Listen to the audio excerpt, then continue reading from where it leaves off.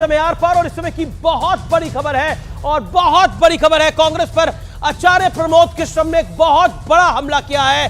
राहुल गांधी को लेकर एक बहुत बड़ा दावा किया है और राहुल के नौकरों का पार्टी पर अब दबदबा हो गया है। यह कहा है आचार्य प्रमोद कृष्णम ने। कांग्रेस पे आचार्य प्रमोद का यह अब तक का सबसे बड़ा हमला मान सकते हैं। कांग्रेस से निष्कासित कर दिए गए थे, राहुल गांधी को लेकर यह बड़ा दावा किया है। क्या कहा है आचार्य प्रमोद कृष्णम ने, आइए आपको सुना देते हैं। आज की जो कांग्रेस है वो राहुल गांधी जी के नौकरों की कांग्रेस है। अब बड़े नेता नौकरों की नौकरी कैसे करें? आज की जो कांग्रेस है वो राहुल गांधी जी के नौकरों की कांग्रेस है। अब बड़े नेता नौकरों की नौकरी कैसे करें? तो आज की जो कांग्रेस है वो राहुल गांधी के नौकरों की कांग्रेस है। ये बड़ा बयान आचार्य प्रमोद कृष्णम का, राहुल गांधी को लेकर ये बड़ा दावा किया गया है। मेरे साथ गौरव भाटिया हैं, मेरे साथ ए.के. वाजपेयी हैं, कुलदीप कुमार हैं, कृषांक माणे हैं, कंचना यादव हैं। आपका एक बार फिर अभिनंदन है। लेकिन कुलदीप जी, आप अपनी बात को करना चाह रहे थे, लेकिन आचार्य प्रमोद कृष्णम तो कह रहे हैं कि आज के युग की कांग्रेस राहुल गांधी के नौकरों की कांग्रेस है और आपका तो कांग्रेस के साथ अलायंस है। पंजाब में भी करेंगे क्या अलायंस? अमीश भाई देखिए, अभी ना यहाँ अमीश भाई अभी मैं पहले वाली बात करूंगा, फिर इसका जवाब दूंगा। अभी यहाँ बात हो रही थी मुंगटा रेड्डी की। बस मेरे को 10 सेकंड दीजिएगा, मैं कुछ क्लियर करना चाहता हूं।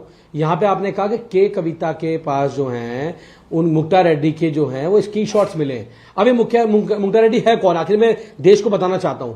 मुंगटा रेड्डी वो व्यक्ति है, वो शराब कारोबारी है जिसके यहाँ 16 सितंबर को छापा लगा और उसके बाद उसके बेटे जो थे राघव रेड्डी वो जेल में चले जाते हैं और जेल में जाने के बाद वो उससे पहले 10 बयान देते हैं और 10 के 10 बयान में वो कहते हैं कि मैं कभी मुख्यमंत्री जी से नहीं मिला। उसके बाद उन्होंने बताया कि मैं ट्रस्ट की जमीन के लिए मिला था और उसके बाद उनकी वहां से बेल हो जाती है। और आज पूरा खेल देश के सामने यह है कि वही राघव मुंगटा रेड्डी ये भाजपा के साथ, टीडीपी के साथ चुनाव लड़ने का काम कर रहा है। ये फोटो उसकी मोदी जी के साथ है। तो मैं देश के लोगों को बताना चाहता हूं कि कैसे मुंगटा रेड्डी के द्वारा, कैसे राघव मुंगटा रेड्डी के द्वारा कोर्ट में ये बात रखी।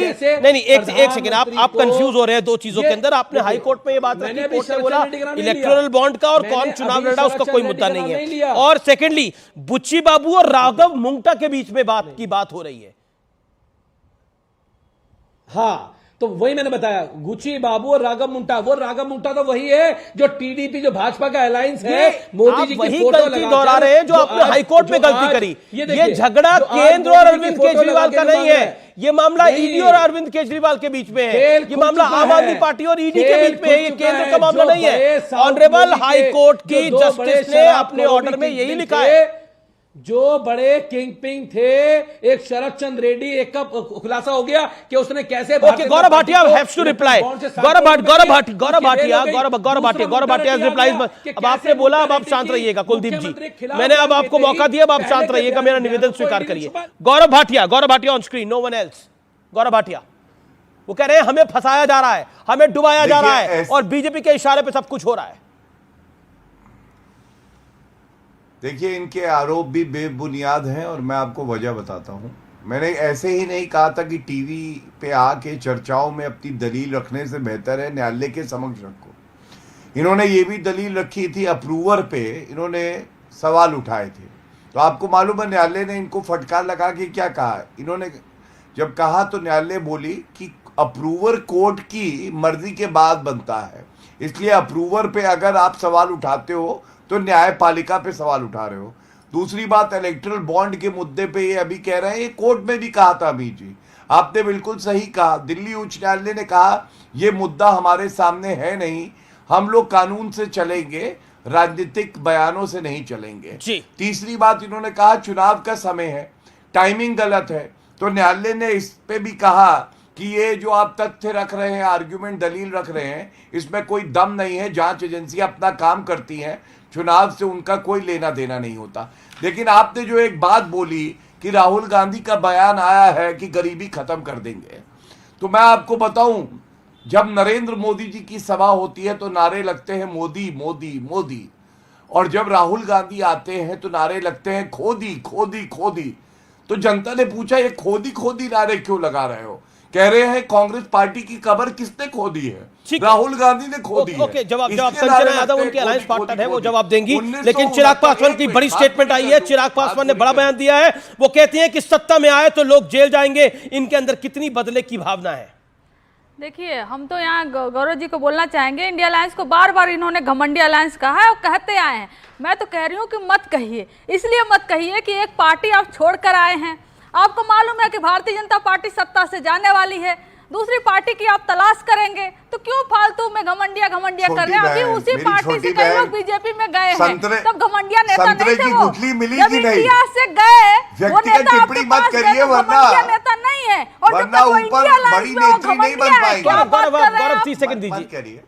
अच्छा गौरव ये अच्छा ये इतने अभी रोहन गुप्ता को भी ले लिया, अभी रोहन गुप्ता को भी ले लिया, उससे पहले गौरव वल्लभ को भी ले लिया। कई सारे नेता जा रहे हैं आपके पास। ये कौन सी मशीन चला रखी है? पंजे की सबको उंगलियां लिए टूट जा रही रहे हैं। हैं। अभी पता चला कि हमारी छोटी बहन भी आ गई।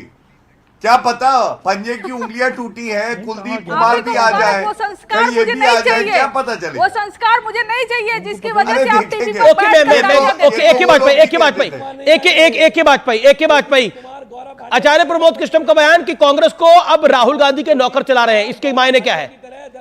एक ही वाजपेयी तक आवाज नहीं जा पा रही है। पार्टी के सच्चे सिपाही है कुलदीप कुमार नहीं अभी हाँ राघव, वो गौरव भाटे की तरह दल बदलू नहीं है कुलदीप कुमार। कभी सपा में, कभी यहाँ, कभी वहां, कभी वहां, कुछ नहीं पता कल कहीं और पहुंच जाओ आपका। अरे कल ही तो आपका आप तो छोड़ नीतीश के कुमार की भागा चाचा है। निकल जाओ कुछ दिनों आनंद में। साहब भाग गए। लेकिन अब वक्त है आनंद आर पार साहब में सत्य और तथ्य का। आजकल पॉलिटिक्स में तानाशाही, लोकतंत्र की हत्या, इमरजेंसी जैसे शब्द जबरदस्त ट्रेंड कर रहे हैं और बहुत इजीली इनको यूज किया जाता है। लेकिन क्या आपको असलियत में इन शब्दों के मायने पता है? इनके मायने समझाने के लिए आपको मैं फ्लैशबैक में लेकर चलता हूं। और बात आपातकाल के बाद की है, जब इंदिरा गांधी चुनाव में बुरी तरह हार गई थी। साल था 19 दिसंबर 1978 का। इंदिरा गांधी को विशेषाधिकार हनन के आरोप में मोरारजी देसाई की सरकार ने अरेस्ट करा दिया था। लेकिन इसके बाद जो कुछ हुआ उसे कोई सपने में भी नहीं सोच सकता था। वो तारीख थी 20 दिसंबर 1978। लखनऊ से फ्लाइट संख्या IC 410 ने दिल्ली से लखनऊ के लिए उड़ान भरी, यानी प्लेन उड़ा।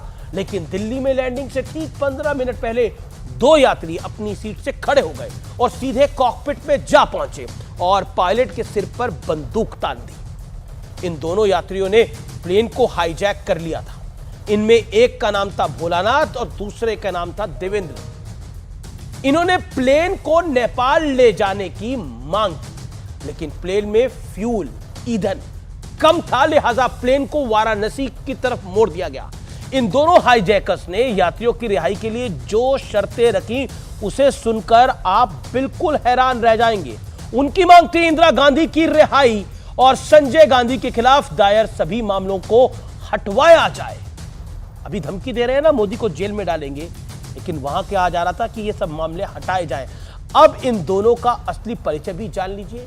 भोलानाथ पांडे और देवेंद्र पांडे यूथ कांग्रेस के नेता थे और गांधी परिवार के लिए इन्होंने एक पूरे हवाई जहाज को बंधक बना दिया था। हालांकि काफी मशक्कत के बाद हाईजैकिंग की सिचुएशन तो हल हो गई, लेकिन आगे की कहानी और भी चौंकाने वाली है। आप शॉक्ड रह जाएंगे क्योंकि गांधी परिवार के लिए हाईजैकिंग करने वाले भोलानाथ और देवेंद्र को इंदिरा गांधी ने गिफ्ट दिया और विधानसभा का टिकट दे दिया। यानी गांधी परिवार ने भी वफादारी की पूरी कीमत निभाई, भोलानाथ पांडे और देवेंद्र पांडे को अदा की। हाईजैकिंग कांड के 2 साल बाद यानी साल 1980 में जब इंदिरा गांधी वापस सत्ता में लौटी तो उन्होंने भोला पांडे और को बलिया से और देवेंद्र पांडे को सुल्तानपुर से विधानसभा का टिकट दिया। भोला पांडे 1980 और 79 में विधायक बने, जबकि देवेंद्र पांडे 1980 और 85 तक विधायक बने रहे। इतना नहीं, देवेंद्र पांडे को तो उत्तर प्रदेश का कांग्रेस कमेटी का महासचिव, बड़ा पद होता है, जनरल सेक्रेटरी बनाया गया। यानी इंदिरा गांधी के लिए करीब 130 भारतीयों की जान को जोखिम में डालने वाले दोनों कांग्रेस नेताओं को गांधी परिवार और इंदिरा गांधी की तरफ से भरपूर सम्मान सिर्फ नहीं दिया गया, टिकट से नवाजा गया। सवाल यह है कि गांधी परिवार ने जो गिफ्ट भोला और देवेंद्र को दिया, क्या वो लोकतंत्र के दायरे में था? क्या हाईजैकर्स का सम्मान संविधान का अपमान नहीं था? जिन्हें जेल में होना चाहिए था उन्हें विधानसभाओं में पहुंचा दिया गया। कांग्रेस ने लोकतंत्र की हत्या नहीं की थी। दशकों तक, यह सवाल है, दशकों तक प्राइवेट लिमिटेड कंपनी की तरह इस्तेमाल करने वालों को आज अपने गिरबां पे जरूर झांकना चाहिए और देखना चाहिए।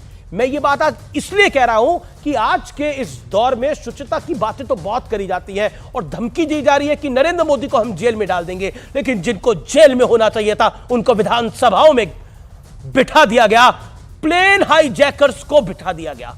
यह सबसे ज्यादा पीड़ादायक है। 130 भारतीयों को जिसने जान को खतरे में डाला उसको विधानसभा में बिठा दिया गया।